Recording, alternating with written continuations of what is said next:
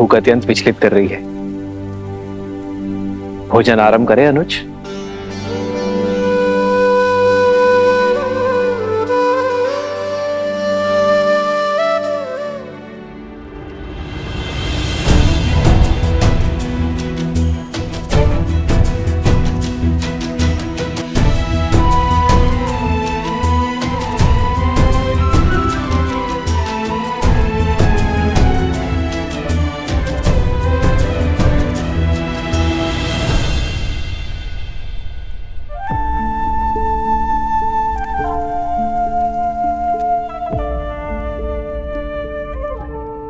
भरत, यदि मन से चिंता ना उतरे तो गले से भोजन का ग्रास भी नीचे नहीं उतरता।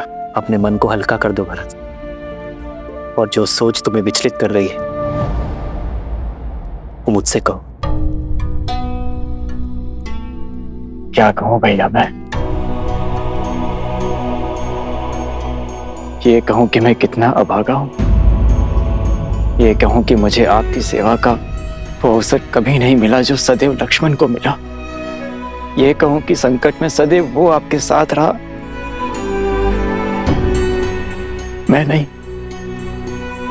मैं तो सदैव संकट का कारक बन जाता हूं भैया। भैया, जब आपको वन में गमन करना पड़ा तो मुझे ही उसका दोषी माना गया। जब मैं आपकी चरण पादुकाएं ले आया तो संसार ने मुझ पर यह कहकर लांछन लगाया कि देखो, मैं अपने भाई की पादुकाएं इसीलिए ले आया ताकि अपने भाई को वन में नंगे पग घुमा सकूं।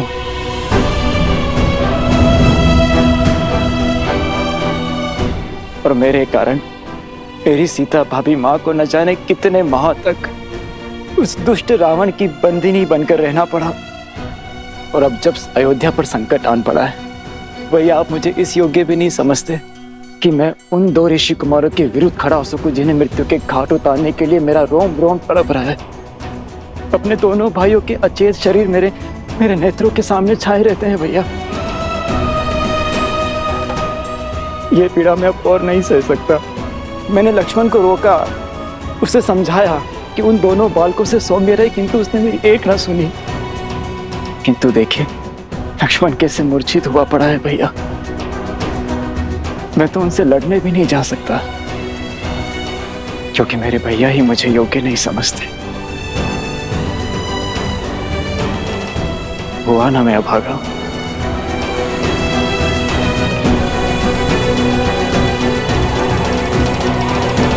आपने हमें असुरी शक्ति से बचाया, इतना घोर अपराध करने से रोका। हम आपका आभार व्यक्त करना चाहते हैं। कृपया यहाँ कुछ दिन रुककर हमें सेवा का अवसर दें। हाँ देवी, कुछ समय तो रुकिए, हम आपको कहीं जाने नहीं देंगे। आपको हमारी विनती स्वीकारनी ही होगी। कुश, अश्व और हनुमान जी का क्या? हम उन्हें और अकेला नहीं छोड़ सकते हैं। हाँ, रुक जाइए देवी, कृपया हमारे लिए रुक जाइए। पर आश्रम का क्या होगा? सब लोग हमारी प्रतीक्षा कर रहे होंगे। हमें शीघ्र आश्रम जाना चाहिए। हाँ, आश्रम में भगवान वाल्मीकि हैं ही नहीं। सारे आश्रमवासी कितना चिंतित हो रहे होंगे। आश्रम जाना ही उचित होगा।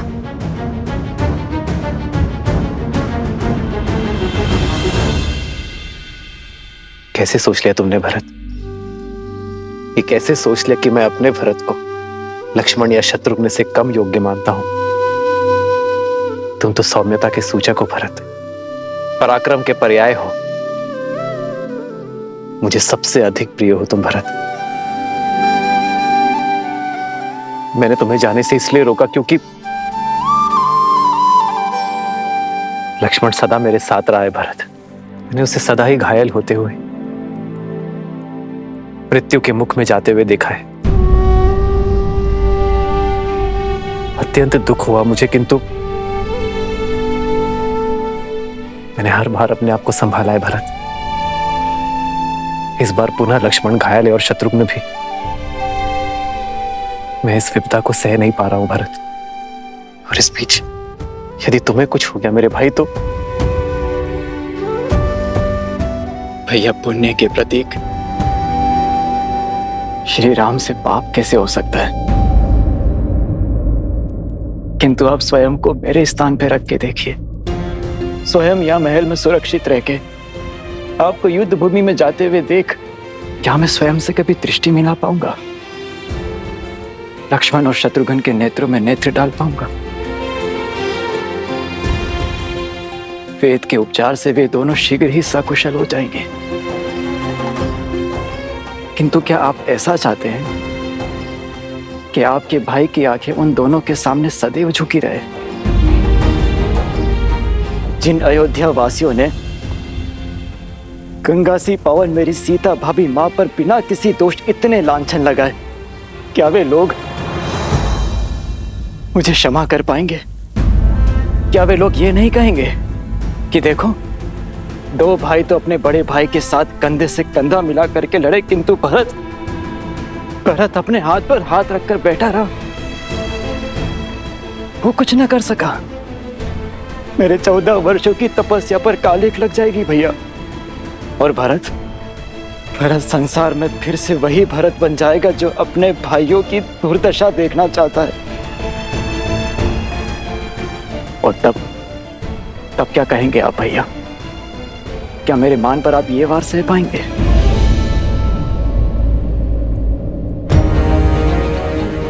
उन दोनों ऋषि कुमारों से मुझे लड़ने की अनुमति दीजिए भैया, बिना किसी शर्त के और बिना किसी बंधन के। अपने भाइयों पर प्रहार करने का उन्हें दंड देने दीजिए मुझे।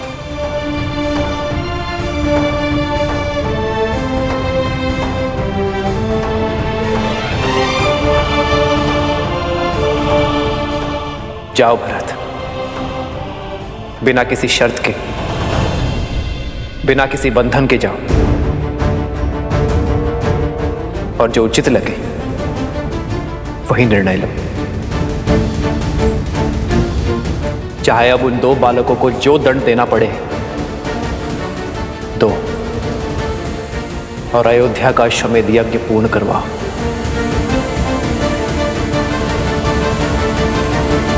श्री रामचंद्र की, श्री रामचंद्र की, राजनुज भरत की, राजनुज भरत की।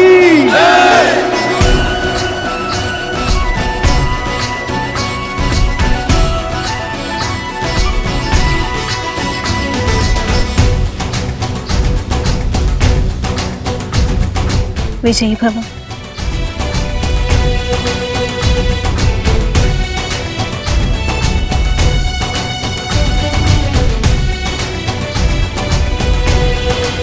कई बार सत्य हमारे नेत्रों के समक्ष होता है भरत, किंतु भावों में बहकर हम उसे देख नहीं पाते। ये भूल हम सबके साथ होती है भरत। अपने भावों पर नियंत्रण रखना भरत। शीघ्र ही लौटो। जो आज्ञा भैया।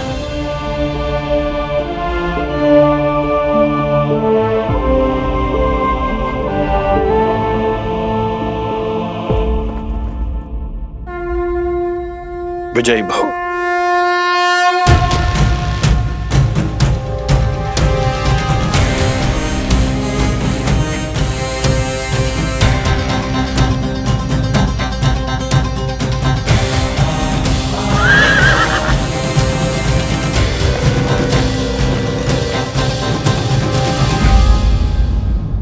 कौन है वहाँ? सामने आओ। सोमकरण, अवत्सरा, तुम दोनों यहाँ? ये कहाँ से आ गए? अवश्य कोई नई समस्या लाए होंगे। नहीं, ईश्वर ने इन्हें हमारी सहायता के लिए भेजा होगा।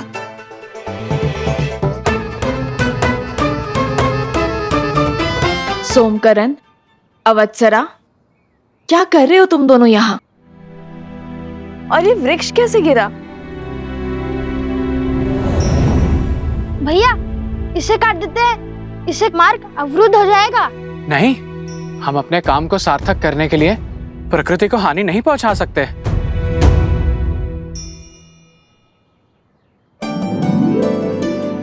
वो देखो, वो वृक्ष पूरी तरह सूख चुका है, कभी भी गिर सकता है। आओ। सोमकरण, उत्तर दो। वो वन देवी, वो एक वृषभ उत्पाती हुआ बैठा था। देखिए कैसा उत्पात मचाया उसने। हम तो यहाँ यात्रियों को सावधान करने खड़े हैं कि वो कोई अन्य मार्ग अपना ले, है ना भ्राता? हाँ वन देवी, आप कोई दूसरा मार्ग ले लीजिए। ओहो, एक संकट से निपटे तो दूसरा संकट आ पड़ा। चलो कोई बात नहीं, हमें अपना कर्तव्य निभाना ही होगा। माता, आप लव भैया के साथ दूसरे मार्ग से आश्रम जाइए। मैं इन दोनों के साथ इस वृक्ष और इस वृषभ को संभालते हैं। न जाने अब किसे घायल करना चला होगा। किंतु तुम? माता उचित तो कह रहा है वो। चलिए हम इस ओर से चलते हैं। अरे ये मार्ग बहुत लंबा है, हम तनिक देर यहीं रुक जाते हैं। जब ये वृक्ष हटेगा तब हम इसी ओर से आगे बढ़ेंगे। देखिए माता, कितनी लंबी यात्रा करके हम यहाँ आए हैं, और त्रिपुरा सुंदरी मंदिर में जो कुछ भी हमारे साथ हुआ उसके बाद आप बहुत थक गई होंगी। अब हम आपको पुनः संकट में नहीं डाल सकते। यदि उस वृषभ ने आक्रमण कर दिया तो?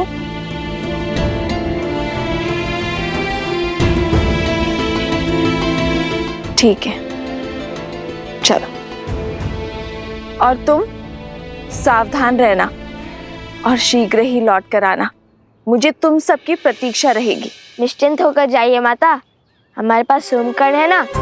यदि बैल आया, बैल के आगे इसे खड़ा कर देंगे। संसार में इससे बड़ा बैल और कोई नहीं है। खुश, मित्र की रक्षा सबसे पहला दायित्व है, जानता हूँ माता। चलो साथी।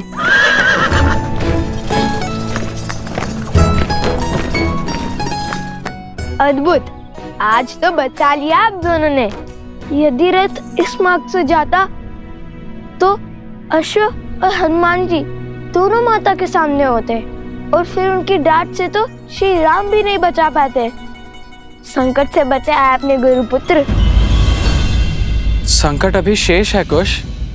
वन देवी को आश्रम जाने से रोकना होगा, क्योंकि लक्ष्मण जी ने आकर सबको बता दिया है तुम दोनों ने अश्वमेध यज्ञ का अश्व पकड़ लिया है। उन दोनों बालकों ने जो किया है वो राजद्रोह है। कल सूर्यास्त तक लवकुश ने अश्वमेध यज्ञ का अश्व नहीं लौटाया तो उन दोनों के साथ जो कुछ होगा उसका उत्तरदायित्व राजा राम का कदापि नहीं होगा। हाँ, और सभी को ये भी पता है कि तुमने लक्ष्मण जी और उनके भाई को मूर्छित कर दिया है। इसी कारण गुरु माँ ने भारद्वाज ऋषि को भी बुला लिया। एक संकट से बचाकर दूसरे संकट में ढकेल दिया तुम दोनों ने। चलो शीघ्र चलो, हमें माता से पहले आश्रम पहुंचना होगा। क्या हुआ? चलो पहले इस वृक्ष को तो हटाए। माता को तुम दोनों की सहायता का वचन दिया था मैंने, उनसे असत्य तो नहीं कह सकता मैं।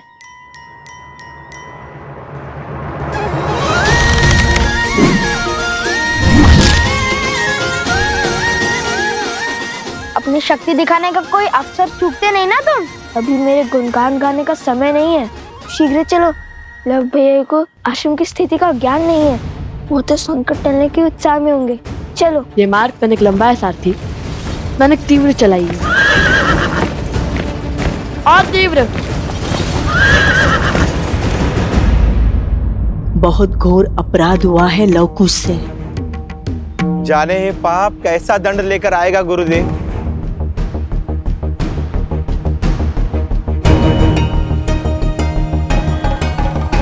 आ गए तुम।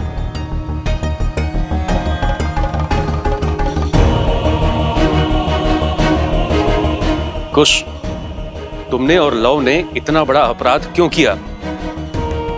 अश्वमेध यज्ञ के अश्व को पकड़ा और अयोध्या के राजकुमारों को मूर्छित कर दिया, और ये सब बात तुमने हम सब से छुपाई क्यों? हम राजा राम के राज्य में रहते हुए उनसे शत्रुता कैसे ले सकते हैं? ये राजद्रोह है।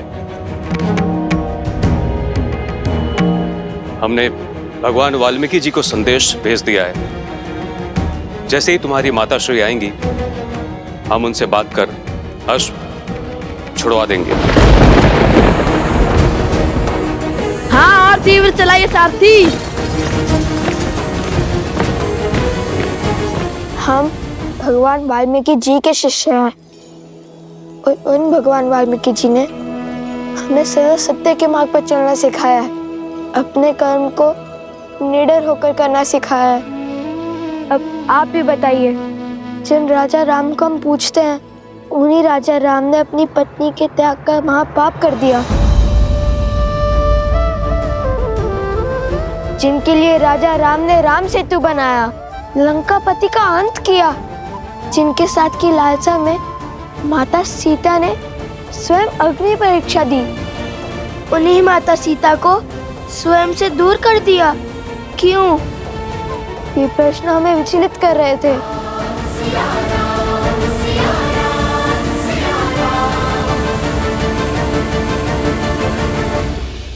हम उन राजा राम की प्रजा हैं, पर आपने ही तो सिखाया है गुरुवर कि प्रजा को राजा से प्रश्न पूछने का पूरा अधिकार है, जिन्हें हम अपना आराध्य मानते हैं, दिन रात उनका नाम जपते हैं। क्या उनसे मन में उमड़ रहे प्रश्नों के उत्तर पाने का अधिकार नहीं है हमें? पर प्रश्न पूछने का ये कौन सा मार्ग है कुश? हाँ, ये मार्ग तो सर्वथा अनुचित है गुरुदेव। हमारा मार्ग अनुचित हो सकता है, उद्देश्य नहीं। श्री राम और माता सीता को एक करने का प्रण लिया है हमने, और इस उद्देश्य की पूर्ति के लिए वो अश्व तो नहीं छोड़ेंगे हम। अन्याय हुआ है सीता माता के साथ और हम उन्हें न्याय दिलवा कर ही रहेंगे। और अन्याय के विरुद्ध ध्वनि उठाना इसी आश्रम में सीखा है हमने। यदि आपको लगता है कि हमने कुछ अनुचित किया है तो क्षमा कर दीजिए, किंतु यदि हमारे प्रण में तनिक भी न्याय दिखा तो आप सबसे केवल एक ही विनती है मेरी, जब तक भगवान वाल्मीकि जी नहीं आ जाते तब तक माता से कुछ मत कहिएगा। गुरुवर भी जानते हैं कि उनके लवकुश कुछ भी अनुचित नहीं कर सकते। एक बार गुरुवर आ जाए फिर वो जो कहेंगे हम करेंगे। त्रिकालदर्शी है वो, भला उनसे क्या छुपाए।